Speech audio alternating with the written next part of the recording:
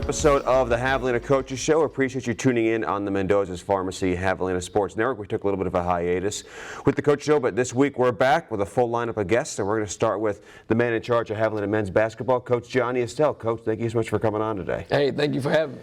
And Coach, coming off of what can only be described as a whirlwind week for your team, starting the conference tournament as a 12 seed, and then a week later, you guys are in the regional tournament. You're the 5 seed. You'll play against Colorado Mesa on Saturday evening. What has this past week been like for you and your team? Well, it's been a great ride. I mean, it was about 2 weeks of on the road, every game on the road, neutral site games. You know, I told these guys when we left, you know, their dreams and aspirations to play in the NBA. Well, we gave it to them last week. We was on the road and we stayed in hotels and ate out for, like I said, 12 days. But, you know, this group has been always a very focused group, you know, a very tough-minded group. And, you know, if I was going to go on the road and have to go against the opponents we did and the quality of coaches that we had to coach against, I wouldn't be, you know, going to battle with nobody but them. And they represented this Javelina Nation in such a first-class manner, man. And I couldn't be more proud of a team. I've been coaching about 25, 26 years and been very fortunate to be a part of a lot of really good runs, national tournament run teams, Final Four teams. But I was the most proud of this team than I've ever been of any team I've ever coached. When you look at these wins that you guys have picked up over the course of the last 2 weeks, is there one common thread, one thing you could point to and say this is the reason, or these are the reasons why this team found a way to win each night? Yeah, trust. I think that they trust one another. They trust us. Commitment. You know, this team, I told them, I said, we're having, because of the COVID and the 25-day shutdown between the semesters, you know, we was 8-2, that we kind of lost, you know, a little bit of our rhythm. And then we went through it when we lost, you know, the 2 starters going into the Commerce title week. But I knew, you know, every team gets better. It just keeps getting better, you know, especially championship level teams. And I thought at the very beginning this was a championship level team. And, you know, we just had to get back to get in rhythm. And they did that, you know, and they played well at the right time. You know, it's unfortunate, you know, the stigma of being a 12 seed, like we didn't have a great year. We had an amazing year. We're 18-10. You know, the Lone Star Conference decided to not count those first 5 games, which we were 4-1. If not, we would have been probably the 5th or 6th seed or something like that, 7th seed. So it was kind of misleading when you say 12 seed, but I think we turned it into motivation. These young men never let any of those distractions or the pressure of getting in the tournament bother them. They just kind of, you know, had a mentality of let's get it done, and let's get it done together, which is more important. You know, it wasn't one individual that did anything. There was a lot of guys that you saw in that run that, like a John Roberson, that hadn't played a lot. And, you know, Will goes down in a very hostile environment at Texas A&M Commerce where it's about, you know, 1,500, 2,000 yelling, screaming people. And that kid came in and did an outstanding job and did a great job throughout the tournament. And we don't win without John Roberson stepping in after losing one of our most dynamic, quiet leaders in Will Chair. And then maybe it's probably the win that clinched it for you guys as far as getting in. Obviously, it was the win over Lubbock Christian, number 4 team in the nation. First time this program's ever beaten a team ranked that high on Saturday. And obviously, the guy who hit the last shot was Jake Majors. Yes. McClellan inside might be a possibility as they inbound with 8.6 seconds left. Out in the corner, it is Majors for 3. He got it! He got it! Majors knocking down the 3, and the Javelinas on top. 70-69 with 6 seconds left. And I remember talking to you a couple of years ago about Jake because his first year here he redshirted, the second year here he only got into a few games, and you talked about how you would have conversations with him and say, like, please be patient. I appreciate the work you're putting in. Your time is coming. If you'll be patient, your turn will come where you're going to be one of the key players on this team. You look at the last 2 seasons, there haven't been many players in the team who have played more minutes than Jake Majors. And then he comes in, and then against Lubbock Christian, he hits one of the biggest shots of the season for you guys. When you look at the journey that he's taken and the work he's put in, and you mentioned, I think yesterday, there aren't too many players you said you've been around who work harder than he does. What's it like for you to see him play a role like that for this team in a game like Saturday? Well, first and foremost, I mean, it's guys like him, you know, Jake Majors is why I coach. You know, he's a guy, he's a self-made player. You know, first and foremost, he comes from a great family. A great family, and he's a hard-working kid. He's probably, hands down, one of the most committed people to this program and winning than I've ever coached. He came in, he wasn't quite ready, but he didn't never take like redshirting or not playing in a negative connotation. He always just used it as a positive. He never questioned, the coaching staff. His parents never got involved. They've always been very supportive. So for him, that allowed him just to continue to grow and grow and grow. And man, I tell you what, we can't win without him. I think we have a lot of really good players. We play a lot of really good guys. But he embodies the soul and the heart of our program.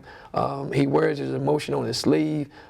He went from probably being a fan favorite of getting in the game because of his, personality to everybody's, like, man, he's a very impactful guy, which he is. So, in a long-winded, all I'm saying in a long-winded way is, he, to me, embodies the American dream. I know that's a weird conversation, connotation, a relationship there with basketball and, Jake Majors. He trusts. He's a 4.0 student. He works hard. He values the education component, but also the opportunity, the scholarship opportunity to play collegiate athletics. And he's a Javelina through and through, man. He's not one of those guys that's halfway in and halfway out. He's always in, and for him to be able to, on a big stage, show up and do his part at a high level for the Javelina Nation, it couldn't be more gratifying. I was thinking about this on Sunday night. I was there 2 years ago when we were in Canyon, and we were all in a hotel conference room when we found out that the season was ending, and that's where you guys had your last team meeting. And then 2 years later, we're back in a different hotel conference room, and with so many of those same guys, you guys find out that you're back in, that you're the 5 seed, you're the exact same seed you were 2 years ago. And I was thinking about some of the guys who didn't get a chance to play in that tournament 2 years ago, guys like Chauncey and Rashawn Thomas and Daniel Severo, John Garrett and John Mouton. Do you feel like this team this year do you feel like those guys still have a part of this run, of this opportunity? Do you feel like this team is sort of carrying it for those guys who didn't get a chance to play 2 years ago? Yes, I do. Matter of fact, I've been in contact with several of those guys you just mentioned that still follow our program. That was, really close with the guys that are still in the program. You're talking about, Will. You're talking about, Chauncey, who's a GA now.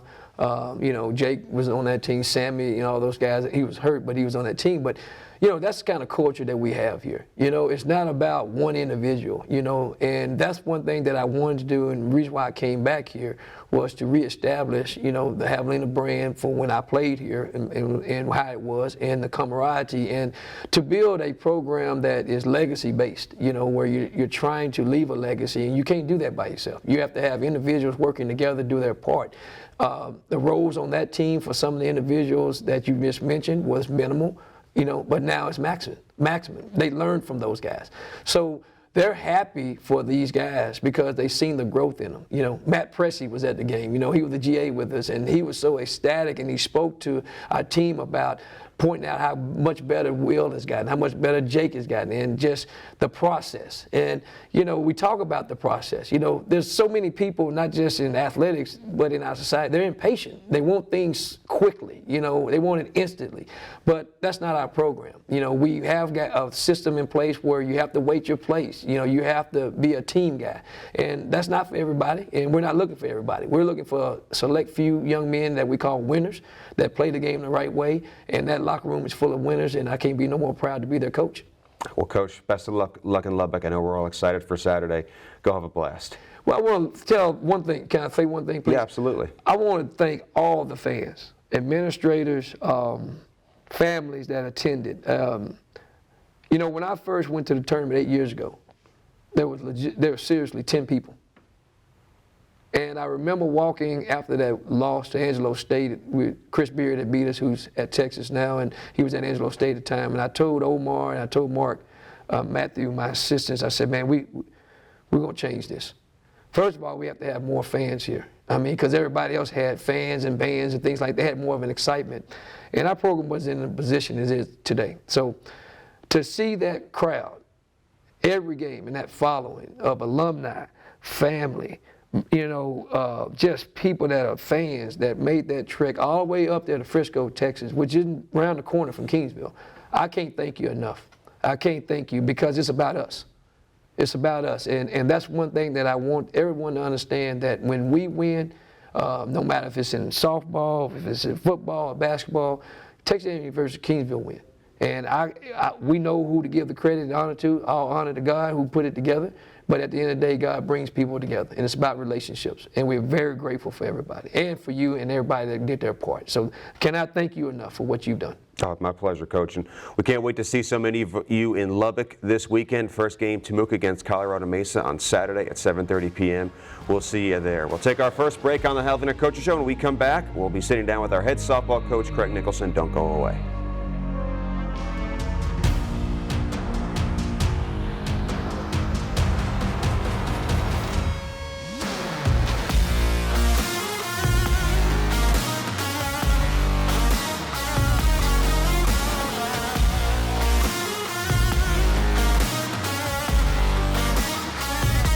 The Javelinas Coaches Show, and we're joined by our next guest, and that's the head coach of the now the number 9 softball team in the nation, Craig Nicholson. Hello, Craig. How you doing? I'm doing good. I'm curious how you're doing. Your team's 19-2. I know there was a sour ending to that road trip that you guys just had to Austin and San Antonio, but you guys just got bumped up inside the top 10. First time you guys have been there since that 2019 season. When you look at where your team is at through 21 games, how do you assess what you've seen so far? I mean, I think we're in really good shape. I mean, we've done some good things, and you're right. That last trip kind of ended on a sour note. But I mean, you go 4-1 on a trip in the Lone Star Conference on the road. I think you can consider that a pretty good weekend. Obviously, when you have the chance to go 5-0 and kind of let it slip away, it leaves a little bit of a bitter taste in your mouth. But you know, you look at the weekend as a whole and the season to this point as a whole, and I think we're in a good spot. You know, the big thing for us, we just got to keep getting better. We've got to buy into the fact that we need to continue to improve, and we're going to face some really good opponents down the road. I mean, heck, you talk about the top 25 poll, and you know I'm not a huge, buy into polls, yes. But there's 7 Lone Star Conference teams in the top 25. And, it's a dogfight every weekend, and we just got to keep that mentality of continue to get better, continue to prepare, and be ready for what's going to come every single weekend. Do you feel like your team is playing and preparing right now like a team that is going to be ready for the challenges that they're going to have to face going forward? Yeah, I mean, I think we're in a good spot right now. We've seen, in my mind, we've seen pretty significant improvement from, January 10 when we started practice to this point. I mean, we're basically right at 2 months into, from the start of training camp. And I think we're in a good spot. I think, we have the right mentality. We just got to make sure, we got to be careful about kind of reading our own press clippings, if you will, and buying into the fact that, look, we're number 9 in the country, deservedly so, but there's a lot of work that has to continue to go into staying at a place like that. When you look at this past weekend, it seemed like you guys leaned on your pitching. I think there was only one game, the last game, where you guys allowed more than 2 runs this past weekend. You just had Beth Montez, who was named the LSC Pitcher of the Week, and you talked before the season about you were really excited about the depth you had on this pitching staff. Do you feel like that depth has shown up to this point? Oh, absolutely. Our pitchers, have done a tremendous job. I think, off the top of my head, I think we've had 3 games out of 21 where we give up 3 runs or more. And every time we go out there as a team, as a coaching staff, we feel like our pitching, no matter who it is going to give us an opportunity to win. And that's a great spot to be in.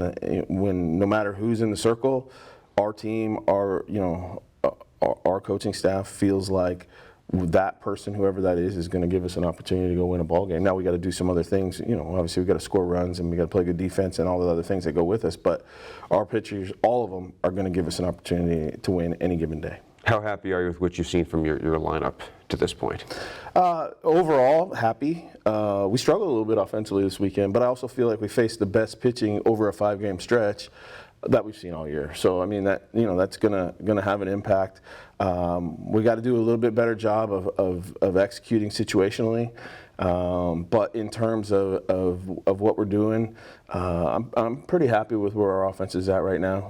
And it's going to go in cycles a little bit. You're going to have weekends where everybody's kind of clicking, or 7 of your 9 people in your lineup are having really good at bats. And then, this past weekend, I felt like, in a big way, we had 3 or 4 people that had really good weekends, and that was enough to win 4 games when you combine it with the way that we pitched. And the way that we play defense, because our defense was pretty good this weekend too.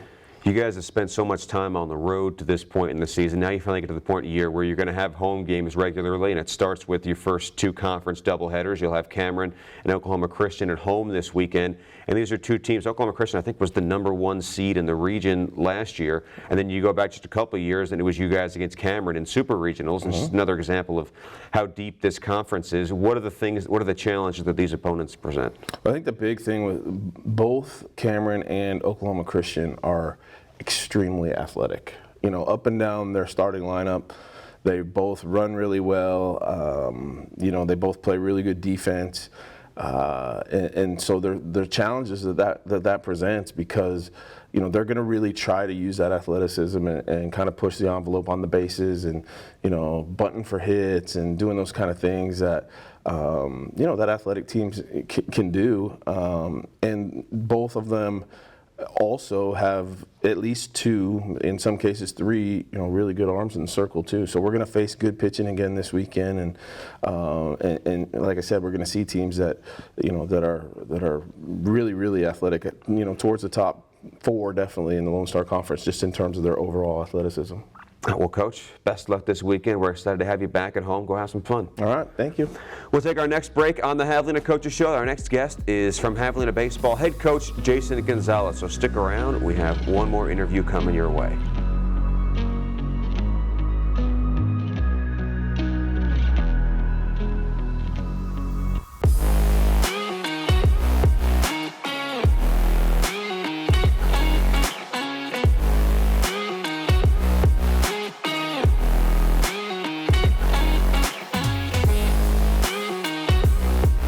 To the Javelina Coaches Show. We're joined by our 3rd and final guest today. That's the head coach of the 14-4 Javelina baseball team, Jason Gonzalez. Hello, Jason. Mark, always a pleasure. I think you guys are coming off of a 4-game sweep here at home. You guys have won at least 5 in a row now. You beat A&M International on Wednesday and then swept a 4-game series. I think combined you guys allowed 4 total runs over the course of those 5 games. You have a pitching staff that I think that can be described as top-notch right now. What were the things you liked the most about what you saw from your team this past week? Well, we like from top to bottom. We really enjoyed everything that those guys went out and did. And, kind of going back to the midweek game against International, we hadn't played in over 10 days with the rain out at Fort Smith. And so baseball is a rhythm game where you're playing every day, or at the very least you're practicing every day. And so for about 5 or 6 days, we hit it indoors one time, and so it wasn't ideal in terms of our rhythm. And then we came out against International and played pretty well, and then went into this weekend against Oklahoma Christian. And I thought, again, with the lack of practice time, we really did extremely well. And normally when the pitchers don't throw as much as they did, the velocity's up, but the command is a little off. And those guys, man, they were pounding the strike zone all weekend long, and you can't really say enough about them. You kind of run out of superlatives to kind of describe what they're doing. And so, at this point in time as a coach, you just kind of sit back and enjoy it. Yeah, how do you explain your team's ability to stay ready and be prepared for this weekend, coming off of a crazy week in Arkansas where you guys didn't even get to play? Well, I think, one, it goes back to some senior leadership. There's a lot of older guys there. And there's a mission, a goal of what these guys want to do and accomplish, and they don't get too far from it. They don't get distracted. Even though it was frustrating, you travel 11 hours up there, sit around in the hotel for 4 or 5 days, and then get back on the bus and travel home. It is frustrating, but we were able to get back home to some decent weather and some grass, and we were able to get back out there and kind of practice and do our thing. But these guys have a lot of lofty goals. And to be able to accomplish that, you got to stay focused. And our focus has been really good. And you attribute that again to some guys that have been here from 4 or 5 years. There are at least 2 guys in your lineup I don't think could be swinging the bat any better right now. I'm thinking of Shelby Becker and Nick Wolf, who had a hard time, or I should say, the opposing pitching staff had a hard time getting both of those guys out. Boy, easy for me to say, huh? What were the things that they did well that made them such tough outs this past week? Well, again, they were swinging one at good pitches, and that's what a good hitter has to do. You got to swing at good pitches, and you got to go to the batter's box with supreme confidence in your ability to win in any situation. And for us, we define that as attitude. So those guys are taking a lot of positive attitude into the box, and again, man, those guys are they couldn't be, especially Shelby. Shelby's kind of been doing this from day one, and Nick, again, had a great weekend, but.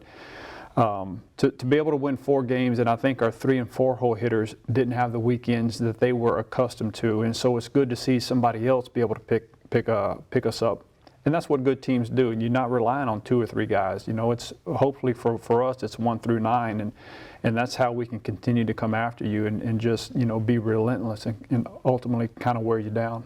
Yeah, I remember.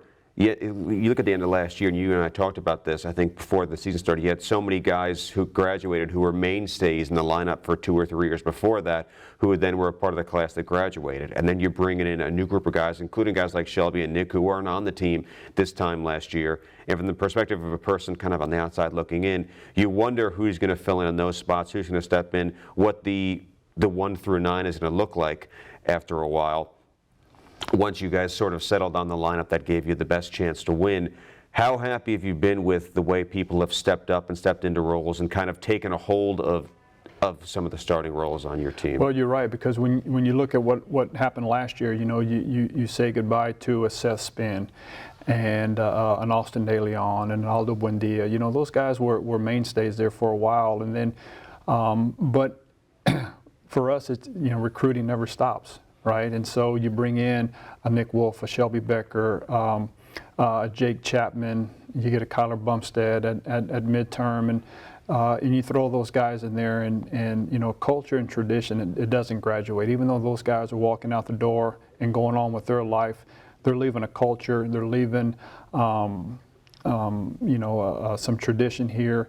And you got to take good people and you put them in that environment, and hopefully you watch them grow. And that's what we're doing. We're seeing some of the benefits of that now. Now you guys are back on the road this week, and you have a St. Mary's team that you guys are very familiar with. Even before they joined the Lone Star Conference, they were a team you guys saw a lot, and they're always a team that plays competitively, Absolutely. that puts really good players on the field, a really good product on the field.